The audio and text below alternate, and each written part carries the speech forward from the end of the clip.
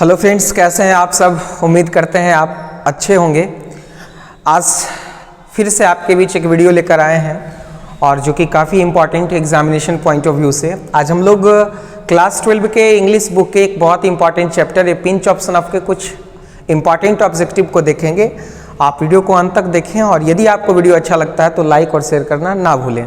तो आइए इस सीरीज के पहले क्वेश्चन के साथ हम आपसे मुखातिब होते हैं। हमारा पहला प्रश्न है, Nanu Kaka was installed in. Nanu Kaka जो कि पिंच ऑप्शन ऑफ चैप्टर के चीफ कैरेक्टर होते हैं, जब ये दिल्ली जाते हैं तो इनको कहाँ इंस्टॉल किया जाता है? तो इनको जो नरेटर हैं, जो ऑथर हैं, जो लेखक हैं, उनके बेडरूम में इंस्टॉल कर दिया जाता है। उनको वहाँ रहने की जगह प्रदान की जाती है। तो इसका राइट आंसर हो जाएगा ऑथर्स बेडरूम, लेखक के कमरे में, यानी ऑप्शन सी सही है। चलते हम लोग अगले प्रश्न की तरफ। हमारा अगला प्रश्न है, द ऑथर हैड टेकन। लेखक ने ली थी, कितने दिनों की छुट्टी ली थी? तो कहा जाता है कि माँ के कहने पर, ऑन मदर्स इंसिस्टेंस, माँ के जोर देने पर लेखक ने अपने ऑफिस से 2 दिनों की छुट्टी ली थी। तो फॉर 2 days लीव, कितने दिनों की छुट्टी ली थी? 2 दिनों की छुट्टी ली थी। तो इस प्रकार से हमारा आंसर सी सही होगा। अगले प्रश्न की तरफ चलें। हमारा अगला प्रश्न है, Nanu Kaka is in a linguistic emergency always turn to.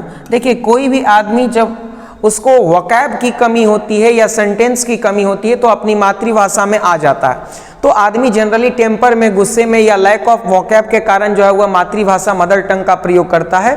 तो यहाँ पे नानू काका भी जो है वह लिंग्विस्टिक इमरजेंसी में हमेशा वो मदर टंग की तरफ, किधर जो है वह टर्न हो जाते थे? तो मदर टंग की तरफ, यानी हिज मदर टंग, मातृभाषा की तरफ। ऑप्शन सी सही है। अगले प्रश्न की तरफ चलते हैं। हमारा अगला प्रश्न कहता है कि Nanu Kaka thought that the secretary treated them coldly because they had not gone in. Nanu Kaka ऐसा सोचते हैं कि सेक्रेटरी उनको जो है वह आड़े हाथों लिया, उनके साथ वार्मली बिहेव नहीं किया। इसका रीजन क्या है? तो नानू काका को लगता है क्योंकि वो लोग एक बड़े कार में नहीं गए, दे had not gone in a bigger car. चूंकि वे लोग एक बड़े कार में नहीं गए, इस कारण से उनके साथ जो है वह सेक्रेटरी ने कोल्डली व्यवहार किया। अगर वे लोग बड़े कार में गए होते तो सेक्रेटरी उनके साथ अच्छा से बिहेव करता। अगले प्रश्न की तरफ चलें। हमारा अगला प्रश्न है, नानू काका took out his checkbook and wrote a check। नानू काका ने चेकबुक निकाला और कितने का चेक भरा? तो नानू काका ने 1000 रुपए का चेक भरा। 1000 रुपये चेक, 1000 रुपए का चेक भरा और किसको दिया? धोबी को दिया। तो यानी ऑप्शन सी हमारा सही है। अगले प्रश्न की तरफ चलते हैं। हमारा अगला प्रश्न कहता है, Nanu Kaka was coming to Delhi. नानू काका दिल्ली क्यों आ रहे थे भाई? तो नानू काका दिल्ली आ रहे थे कुछ मंत्रियों से मिलने के लिए। तो इस सवाल का सही जवाब होगा टू सी सम मिनिस्टर, यानी कुछ मंत्रियों से मिलने के लिए जो है वह नानू काका कहाँ आ रहे थे? दिल्ली आ रहे थे। अगले प्रश्न की तरफ चलते हैं। हमारा अगला प्रश्न है, नानू काका वाज ऑथर्स। नानू काका लेखक के क्या थे? तो नानू काका लेखक के मैटरनल अंकल थे, यानी मामा थे। मैटरनल अंकल का मतलब क्या होता है? मामा होता है। इस प्रकार से हमारा ऑप्शन सी सही है। अगले प्रश्न की तरफ चलते हैं। क्वेश्चन है, the author has a complex about, यानी लेखक को किसकी जटिलताओं के बारे में पता था कि क्या क्या पेचीले चीज होते हैं, किसकी पेचीदगी के बारे में लेखक को पता था? तो ऑब्वियस सी बात है, चूंकि ये अंडर सेक्रेटरी होते हैं तो मिनिस्टर्स की जो है वह कॉम्प्लेक्स के बारे में, कॉम्प्लेक्सिटीज के बारे में ये जानते हैं, यानी ऑप्शन डी हमारा सही है। अगले प्रश्न की तरफ चलते हैं। अगला प्रश्न है, नानू काका ट्रैवल्ड इन। नानू काका ने यात्रा की। तो नानू काका ने 2nd क्लास में यात्रा की। किस में यात्रा की? 2nd क्लास में। और उनके पास टिकट किस क्लास का था? तो 3rd क्लास का टिकट था, यानी ऑप्शन बी हमारा यहाँ पे सही है। अगले प्रश्न की तरफ चलते हैं। अगला प्रश्न है हमारा, on the platform Nanu Kaka handed over the author. Hand over का मतलब होता है सौंपना। हैंड ओवर का मतलब होता है सौंपना, यानी प्लेटफॉर्म पे नानू काका ने क्या सौंपा लेखक को? तो एक टोकरी ले गए थे नानू काका अपने साथ जिसमें कीटेन था, वही सौंपते हैं। तो यहाँ पे राइट आंसर हो जाएगा अ बास्केट, मतलब एक टोकरी सौंपते हैं। ऑप्शन डी सही है। अगले प्रश्न की तरफ चलते हैं। हमारा अगला क्वेश्चन है, द बास्केट कंटेन्ड, यानी उस टोकरी में क्या था? तो उस टोकरी में जो है वह बिल्ली थी। क्या थी? बिल्ली थी। उस टोकरी में जो है वह बिल्ली थी, कीटेन थी, बिल्ली के बच्चे थे। KITTEN, कीटेन, बिल्ली के बच्चे, यानी ऑप्शन बी सही है हमारा। अगले प्रश्न को लेते हैं। हमारा अगला प्रश्न है, Nanu Kaka had 3rd class ticket but travelled in the 2nd class because. Nanu Kaka के पास थर्ड क्लास का टिकट था, लेकिन सेकंड क्लास में उन्होंने जो है वो यात्रा की, क्योंकि जो थर्ड क्लास थे उनमें जगह नहीं थे। तो इस प्रश्न का राइट आंसर हो जाएगा there was no room in the third class, यानी तीसरे दर्जे में जो है वह जगह नहीं होने के कारण नानू काका ने सेकंड क्लास में यात्रा की, यानी इस प्रश्न का राइट आंसर डी ऑप्शन। अगले प्रश्न को लें। अगला प्रश्न कहता है द ऑथर वाज मेयरली, यानी मुश्किल से ऑथर की नई नई नौकरी हुई थी और वो अंडर सेक्रेटरी थे और वो भी प्रोविशन पीरियड में ही थे। तो इस प्रश्न का राइट आंसर हो जाएगा an under secretary on probation, यानी ऑप्शन ए सही है। अगले प्रश्न की तरफ चलते हैं। हमारा अगला प्रश्न कहता है कि a pinch of snuff is written by, a pinch of snuff जो कि एक शॉर्ट स्टोरी रहता है, क्या रहता है बाबू, शॉर्ट स्टोरी रहता है, और किनके द्वारा लिखी गई है, तो ये लिखी गई है मनोहर मालगांवकर के द्वारा। किनके द्वारा लिखी गई है, मनोहर मालगांवकर के द्वारा, यानी ऑप्शन सी सही है। अगले प्रश्न की तरफ चलते हैं। हमारा अगला प्रश्न है Manohar Malgonkar has written the lesson, यानी मनोहर मालगांवकर ने कौन सा जो है वह पाठ लिखा है, तो ये लिखा है अ पिंच ऑफ स्नफ, यानी ऑप्शन बी हमारा सही है। अगले क्वेश्चन को लेते हैं। क्वेश्चन है नानू काका रोट ए चेकबुक फॉर और डैश रुपीज, नानू काका ने कितने रुपए का चेक बुक लिखा, तो 8000 रुपीज, यानी 1000 रुपए का चेक बुक लिखा, ऑप्शन ए सही है। अगले प्रश्न को लेते हैं। हमारा अगला प्रश्न है the second important person Nanu Kaka had plan to meet वास, दूसरा कौन महत्वपूर्ण व्यक्ति था जिससे नानू काका मिले, तो दूसरा महत्वपूर्ण व्यक्ति था वेलफेयर मिनिस्टर, जिससे नानू काका मिलते हैं, यानी कल्याण मंत्री जिससे मिलते हैं, यानी ऑप्शन सी सही है हमारा। अगले प्रश्न की तरफ चलते हैं। हमारा अगला प्रश्न है Ratiram was the son of, Ratiram किसका बेटा था, तो रतिराम सोहनलाल रतिराम का बेटा था, और ये सोहनलाल रतिराम जी होते हैं पार्टी बॉस होते हैं, पार्टी बॉस होते हैं, और कहाँ के पार्टी बॉस होते हैं, तो दिल्ली के पार्टी बॉस होते हैं।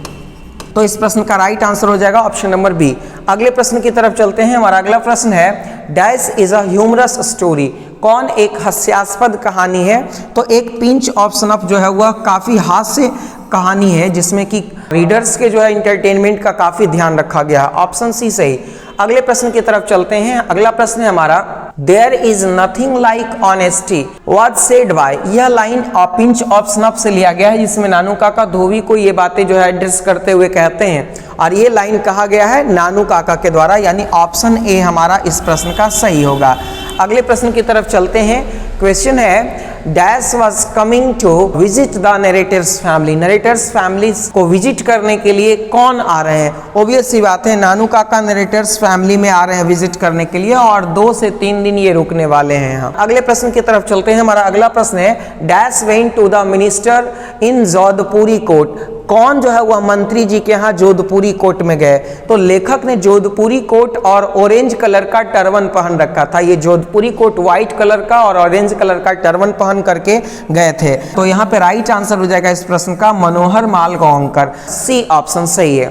अगले प्रश्न की तरफ चलते हैं। हमारा अगला क्वेश्चन है the speaker put on, put on एक फ्रेजल वर्ब है जिसका मतलब होता है पहनना, पुट ऑन का मतलब क्या होता है, पहनना। द स्पीकर, स्पीकर मतलब लेखक, put on his white Jodhpuri coat and dash turban, किस रंग की पगड़ी पहनते हैं, तो ऑरेंज कलर की पगड़ी पहनते हैं, यानी ऑप्शन ए हमारा सही है। अगले प्रश्न की तरफ चलते हैं। क्वेश्चन है Nanu Kaka was to stay for, नानू काका दिल्ली आकर के कितने दिन रुकने वाले थे, तो 2 और 3 डेज, 2 या 3 दिन वो रुकने वाले थे। इस प्रश्न का राइट आंसर हो जाएगा ऑप्शन नंबर सी। अगले क्वेश्चन की तरफ चलते हैं। क्वेश्चन है dash inform the under secretary about Nanu Kaka's visit, Nanu Kaka के आने की खबर लेखक को यानी अंडर सेक्रेटरी को किसने दी, तो माँ ने खबर दी लेखक को कि नानू काका आ रहे हैं, यानी ऑप्शन बी सही।